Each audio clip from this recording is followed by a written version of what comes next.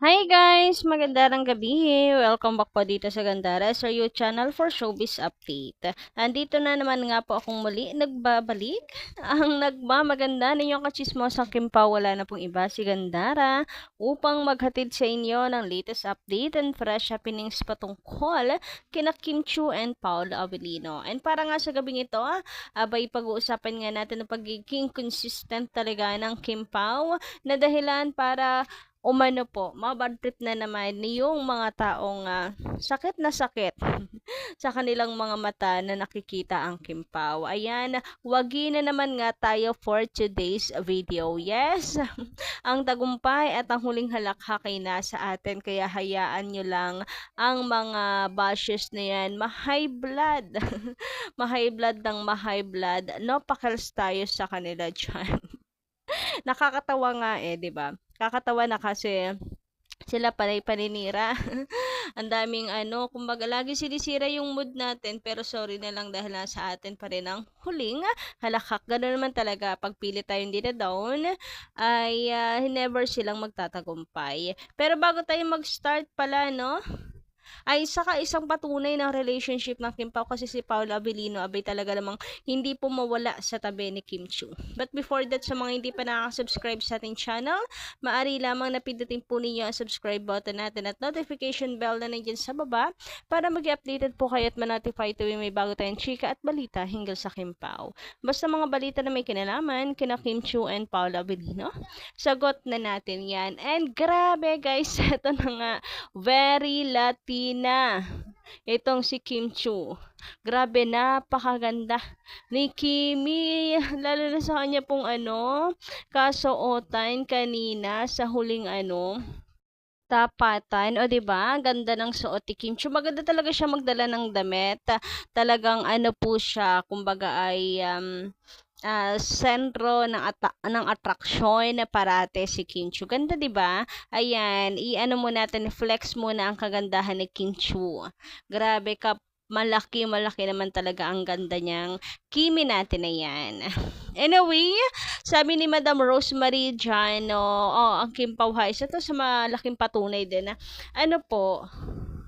in a relationship na talaga yung dalawa. Sabi nga dito, nung Star Awards yan, nakuha siya makuhanan siya ng video sa mga nakunan siya ng video ng mga taga-Abante. Kasi nandun sila pagdating ni Paolo.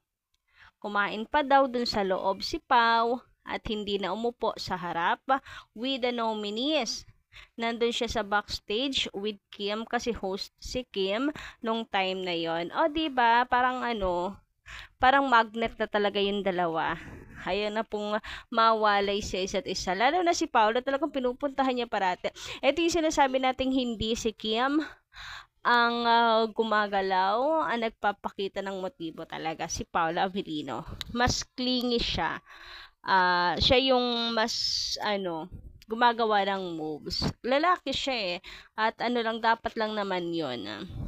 Dapat lang naman yon as siya po ay boy, so nakikita talaga natin na mahal niya si Kim Chiu. Bis dito ha.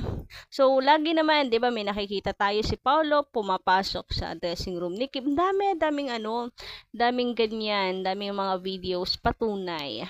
Talaga si Pao laging pumupunta yan kay Kim to check Kim para tumambay sa dressing room, etc. etc. So, nakakatuwa lang at nakakataba ng puso na baliktad yung sinasabi eh. Kabaliktaran siya nung sinasabi ng mga bashers ni Kim na masyadong atat si Kim Chiu, masyadong ganto rin ganyang babae, pero wala eh.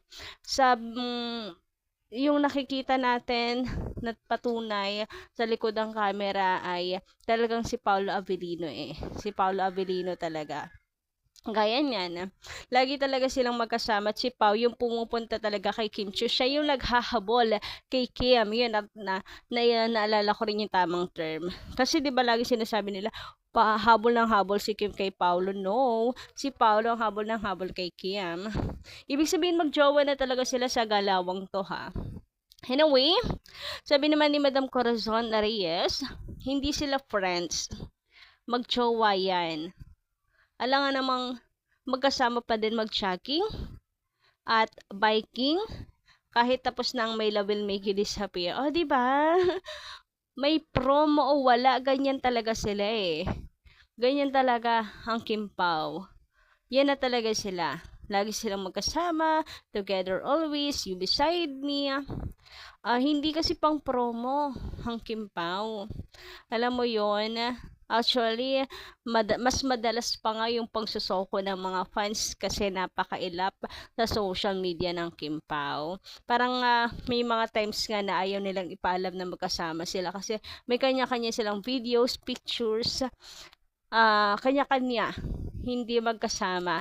Pero nasusoko pa rin naman natin. Meaning, hindi sila yung clout chaser. Tama ba yung term? Na ay pag-uusapan kami pag nalaman nila na magkasama kami, etc. etc. Hindi sila ganoon kasi hindi sila showbiz. Hindi yung relasyon nila, hindi pang showbiz lang. Kung ano man ang meron sa relationship or ano man ang meron sa kanilang dalawa, ano man ang namabagitan sa kanilang dalawa, it's genuine. Totoong totoo, genuine, walang halong kaplastikan, pamimeke, showbiz, wala. Totoo yon. What you see is what you get. Gets?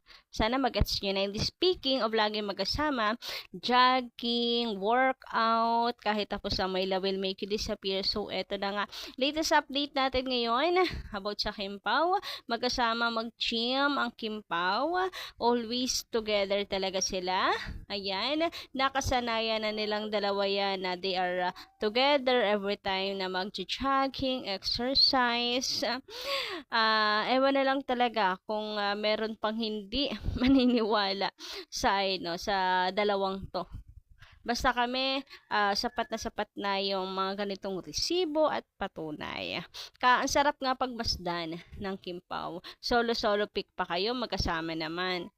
And alam nyo ba, kaalam nyo ba, chismosang chismosa ang peg. Pero ano nga, totoo. Alam nyo ba, yan yung isa sa pinaka kinaiinisan ng mga bashers. Yung tipong hindi nila matinag mismo sila Kim and Paolo. Kumbaga yung agenda nila, hindi magtagumpay-tagumpay.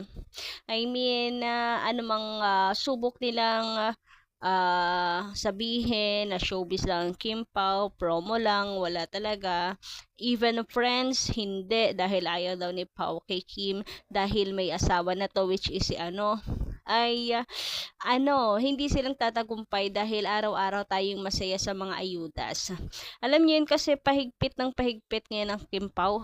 Kumbaga, sa tali ay pahigpit ng pahigpit. Talaga naman.